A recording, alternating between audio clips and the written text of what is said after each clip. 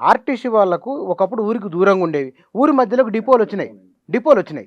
వాటి చుట్టుముట్టు commercial complex, హోటళ్ళు లేదా ప్రైవేట్ ట్యూషన్‌లు పెట్టుకోవడానికి, ప్రైవేట్ కాలేజీల కోసం ఇవ్వచ్చుగా డిపోల దగ్గర. కొన్ని చోట్ల ఆల్రెడీ ఎస్టాబ్లిష్మెంట్స్ చేస్తున్నారు.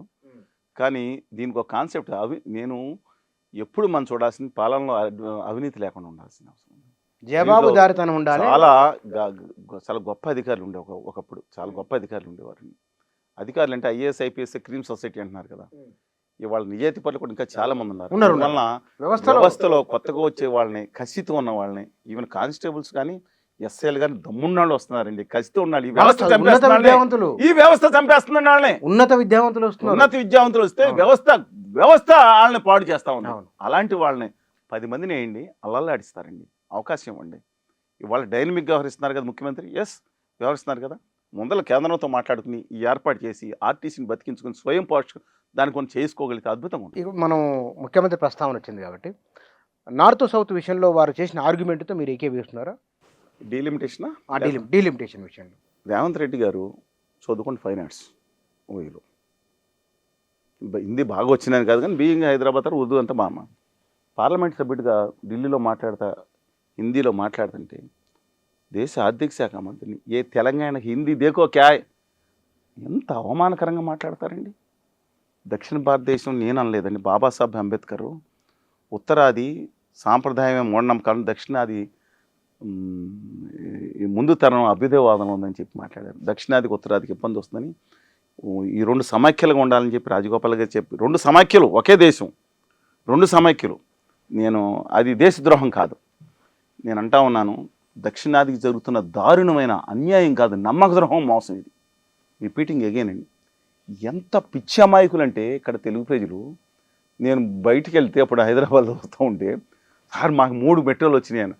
మెట్రో కాదు ఏంటిది, బుల్లెట్ రైల్ అంట. చెవులో క్యాబేజీ పువ్వు క్యాలిఫోర్ ఒకేసారి పెడితే తట్టుకోలేని వాడికి నెట్లో అదేదో అమెరికాలో 500 కేజీల బూడిద గుమ్మడికాయ ఎత్తివై పెట్టినట్టు వాడు తట్టుకోలేకపోతున్నారట. అయ్యా వాళ్ళు ఆ గుజరాత్కి వేసుకునే రైలు 1,05,000 కోట్లు అని చెప్పి ప్రణాళిక పెడితే మొత్తం జపాన్ ఇచ్చేస్తాడు, 5% కాదు 2% వడ్డీకి అని చెప్తే బడ్జెట్లో 20,000 కోట్లు చొప్పున పెట్టుకుని 2 లక్షల కోట్లు దాటిపోయే పరిస్థితి వస్తే ఆ కూతి దూరం వేయటానికి 15 ఏళ్ళు పడుతుంటే మీకేమో మనకు వేసేసి మద్రాసుకి వేసేస్తున్నాడు, బెంగళూరుకి వేసేస్తున్నాడు, గాల్లో పెట్టి మోసం పూర్తికి మాటలు ఎందుకు. వాళ్ళ 2 లక్షల కోట్ల గురించి మనం మాట్లాడకుండా, దేశ సంపదను దాకా మళ్ళిస్తుంటే మనం మాట్లాడకుండా. కానీ ఇప్పుడు మీరు బహుశా మనం ఈ మధ్యనే ఒక 4-5 ఇంటర్వ్యూలలో మాట్లాడుకున్నాం. నరేంద్ర మోదీ ఇవాళ చేస్తున్న లేదా మాట్లాడుతున్న, నరేంద్ర మోడీ గారు కాదు, ఆదానీ గారు అండ్ కంపెనీ. ఆదానీ ఇప్పుడు నరేంద్ర మోడీ గారిది ఏముందండి, ఆదానీ గారు అంటే అర్థం కాదు, ఆశ్చర్యకాన్ని చేసే బ్యాచ్కి ఆయన 2 మనుషులు ఉన్నారు. ఈ దేశం ఆయన చేతిలో ఉందని పాప నేను అంటలేదు. అమిత్ షా మొత్తం అంతా ఆయనదే. ఆ దగ్గర ఉన్న టాప్ ఐఏఎం క్యాండిడేట్లు 200 మంది దేశాన్ని శాసిస్తున్నారు. బానిస రాష్ట్రంగా మారిపోయిన ఆంధ్రప్రదేశ్ను చూస్తూ ఉంటే, ఆంధ్రప్రదేశ్ అక్కడ బాబు ముఖ్యమంత్రి మీరు ఎవరండి? అయితే ఏమైంది? మీరు కడుపు, నేను చెప్తున్నాను ఇవాళ మన అన్నం తింటున్నాం, తెలుగు జాతిలో పుట్టాం, నిజాయితీగా మాట్లాడుకోవాలి ఎవరు అధికారులు ఉంటే. కానీ ఇవాళ ఆంధ్రప్రదేశ్ కానీ తెలంగాణ కాజీపేట కోచ్ ఫ్యాక్టరీ వస్తే దాన్ని స్కేల్ డౌన్ చేసి చిన్నది పడేశారు.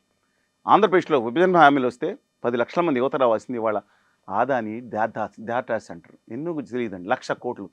రాష్ట్ర ప్రభుత్వం ఏమిస్తుంది? 30-40 వేల కోట్లు ఆంధ్రప్రదేశ్ ప్రజలు కట్టిన పన్నుల్లోంచి పొళ్ళు ఓడగొట్టి వాళ్ళకి రాయితీలు ఇస్తావా? జగన్ గారు కానీ వీళ్ళు కానీ, నాకు ఇన్మెటీరియల్ దట్ డిఫరెంట్ ఇష్యూ. అధికారంలో ఉంది కాబట్టి ఈయన మాట్లాడాలి. రెండో విషయం, ఆ మార్వాడి గారు మిత్తల్ గారి ఫ్యాక్టరీకి 48,000 కోట్లు, మరి తర్వాత దీర్ఘకాలంలో ఎంత వస్తుందో ఆయనకి ఇస్తారా? తెలుగు బిడ్డలు పెట్టుకోకలేదు. అగర్వాల్ గారు ఇప్పుడు తవ్వకానికి వచ్చారు. ఏది గ్యాస్ తవ్వడానికి, అదంతా అగర్వాల్ గారు కృష్ణా జిల్లాలో మన కొత్తగా అనుమతి ఇచ్చి ఈ గ్యాస్ దొబ్బేయండి అంటున్నారు. దక్షిణాది నేను కోరుకుంటా ఉన్నాను, గ్యాస్ గురించి మాట్లాడుతున్నా. నేను సమావేశం జరిగింది రాజమండ్రిలో, కాకినాడలో సమావేశం పెట్టాం, విజయవాడలో సమావేశం పెట్టాం, గుంటూరులో సమావేశం, విజయవాడలో మొత్తం రాష్ట్రం అంతా తిరుగుతున్నాం, తెలంగాణలో కూడా ఊరు వాడ కూడా తడుపుతాం. ఖచ్చితంగా మా భూగర్భంలో కృష్ణా గోదావరి, నేను గోదావరికి సంబంధించిన మా భూగర్భంలో మా పక్కనే మా 1970లో నేనుండే స్కూల్లోనే వచ్చి ఓఎన్జీసీ క్యాంప్ వేసి మాకు ఆట స్థలాలు కూడా లేకుండా చేశారు. దేశం కోసం, రాష్ట్రం కోసం కూర్చుంటే ఇవాళ గ్యాస్ దొబ్బుకు పోతాయి. అయ్యే జాగీరని గుజరాత్లో 2% లేదు, మన తెలుగు రాష్ట్రాల్లో 33-30% ఆంధ్రప్రదేశ్లో గ్యాస్ ఉంటే వాళ్ళకేమో 25-30 లక్షలు ఇళ్ళకి ఇస్తావా? గ్యాస్ ఇక్కడ మాకు 200 రూపాయలకి, ఆ రోజు 100 అన్నాం, 200 రూపాయలకి శ్రీకాకుళం, అనంతపురం, ఆదిలాబాద్, వరంగల్ దగ్గర నుంచి మా పాలకొల దగ్గర నుంచి మొత్తం ఆంధ్రప్రదేశ్కి మందులు ఇచ్చి తర్వాత తెలంగాణకి ఇచ్చి మీ గుజరాత్కి 50%, మాకు 50% ఇక్కడ ఇచ్చి మిగతా తరలించుకోండి అని చెప్పి మాకు ఆంధ్రప్రదేశ్ రైట్ రాయల్టీ వస్తుంది.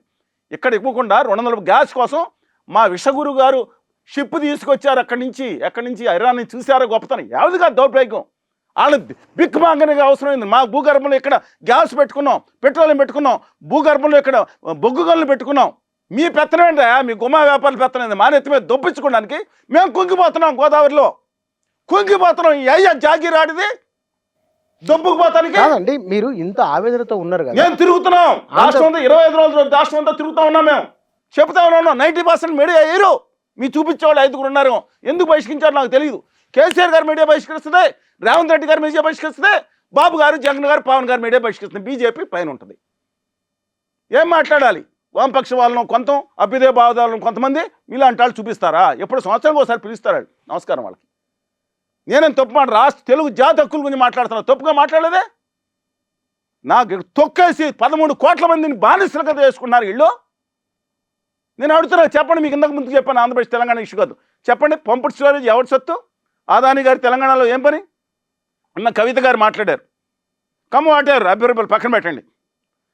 నన్ను కవిత గారు మీరు చేసి సిగ్గుష్టంగా పెట్టేప్పుడు పక్కనే ఇంటర్వ్యూ కూడా చేశారు. తర్వాత నేను ఆవిడ మాట్లాడి అన్ని గుర్తున్నాయి. ఆవిడ మాట్లాడింది ఏంటి? మీరు నటి గట్టిగా నిలదీశారు. మొట్టమొదటి పుస్తకం నాదన భాస్కరరావు గారి నేను ఆవిష్కరించినప్పుడు దూలూరు గౌశంకర్ కూర్చుని యాక్చువల్గా వార్తా తరఫున వచ్చాడు ఆయన, జర్నలిస్ట్గా వచ్చి మా ఆకాంక్ష అండి, సందర్భం కాదు ఆయన ఆకాంక్ష వ్యక్తం చేశాడు అని ఎలా మర్చిపోతాను నేను. బట్ రెస్పెక్ట్, మ్యూచువల్ రెస్పెక్ట్ ఉన్నది. నేను కాదు, ఆ ఉద్యోగ చెత్త నీచమైన ఉద్యోగ నాయకుడిని కాదు, ఇటు కేసీఆర్ గారి బ్యాచ్ కాదు. దక్షిణాదికి అన్యాయం జరుగుతుంది అంటున్నాను.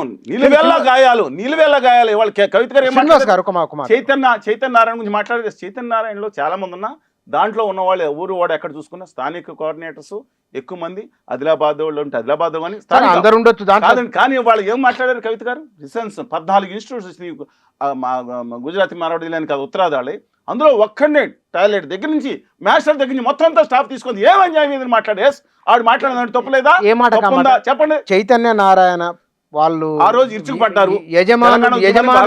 యజమానులు ఆంధ్ర కావచ్చు, కానీ ఉద్యోగులు మాత్రం దాదాపు తెలంగాణ వాళ్ళే ఉన్నారు.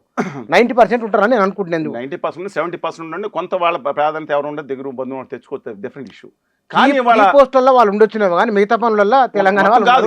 బహుశా ఉత్తరాది నుంచి వాటిల్లో అటెండర్ నుంచి మొదలుకుంటే స్వీపర్ నుంచి అది స్టడీ చేయాలి. నేను కవిత గారు మాట్లాడారు, ఈ సబ్జెక్టు అధ్యయనం చేయవలసిందే. చేద్దాం, మాట్లాడదాం. నేను ఒక విషయం డిబేట్ అవుతున్నాం మనం. నేను ఒకసారి హైదరాబాద్ రెండోసారి వచ్చినప్పుడు, హైదరాబాద్ వచ్చినప్పుడు పేపర్లు చూస్తే ఒక హైదరాబాద్లో ఒక ప్రాంతంలో భార్య భర్త స్కూటర్ మీద వెళ్తుంటే పార్ట్ హోల్స్ కింద పడిపోయి భార్య చనిపోయింది. భార్య కాదు,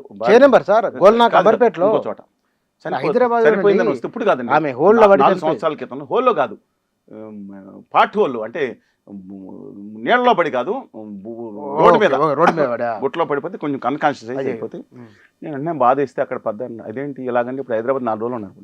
వెంటనే ఏం చేయాలంటే అంటే అప్పుడు రోడ్ డాక్టర్ ఒక ఆయన ఉండదు, నేను తెప్పిస్తానండి బొంబాయి నుంచి రెడీమేడ్ కాంక్రీట్ తార్ మిక్స్ ఉంటుంది, చాలా కాస్ట్లీ, తెప్పించేసి ఎమోషన్ నాకు భావజాలం వెళ్ళి 5 కోటి రోడ్డు మీద ఆయన అడిగి ఎన్ని చేస్తాం, అవి 1 కోటి పెట్టలేం కదా, 4 లక్షలు మొత్తం రోడ్డు మీద పార్ట్ హోల్స్ పెట్టి మేము పూర్తి చేసిన తర్వాత ఎవరు లేరు అక్కడ, పిల్లలు 2-3 సాయం చేశారు. కొంచెం అందరూ వెళ్ళి తాగండియా అని ఒక షాప్కి వెళ్తే ఆడు క్యాహే అన్నాడు, తెలుగు రాదన్న క్యారా నడిచి వెళ్తాయి అన్నాడు. హైదరాబాద్ పక్కన నేను ఇష్టపడలా, ఆ పిల్లనాన్ని తీసుకుని కార్లో ఎక్కించి ఇంకో షాప్కి వెళ్ళా. 15 షాపులు తిరిగాను, 15లో ఒకటి తెలుగు లేడు. మీరు చూసుకోండి. దాంట్లో హార్డ్వేర్ షాపులు కానీ, you go to somewhere in Vijayawada hardware shop mention, హైదరాబాద్లో శ్రీనగర్ కాలనీ ఒత్తగా 90% హార్డ్వేర్ షాపుల్లో, 90% అక్కడ ఇండస్ట్రియల్ క్యాపిటల్లో, 99% ఇవాళ మీకు బ్యాగం బజార్లో ఉన్న టోటల్ ప్లాస్టిక్ హోల్సేల్ బజార్లో 99% గుజరాతీ మారవాడి వ్యాపారులు ఉన్నారు. కింద కిరాణాల్లో అక్కడక్కడ 1-2 మిగిలి ఉంటారు. ఒక్క వ్యవస్థ కాదు వాళ్ళ, హైడ్రో పవర్ స్టోరేజ్ తగ్గించి, భారీ ఫ్యాక్టరీలు తగ్గించి, బిల్డర్ సత్తార్పూరే సెలవుపూర్ లోకల్ ఉన్నారు హైదరాబాద్ కొందరు, అది కూడా ఫ్యూచర్ ఉంటారు. మొత్తం అంతా ఇవాళ మారవాడీల మీద అక్కడ స్థానిక సమాజం రాజగోపాల్ మీద పడి కొట్టారు, నోరు మూసుకుని వెళ్ళిపోయాడు. అదే అడ్డం పెడితే అక్కడ మారవాడి పెద్దలు వచ్చి చితకబాదారు. మళ్ళీ అదేంటంటే మళ్ళీ వచ్చి చితకబాడారు.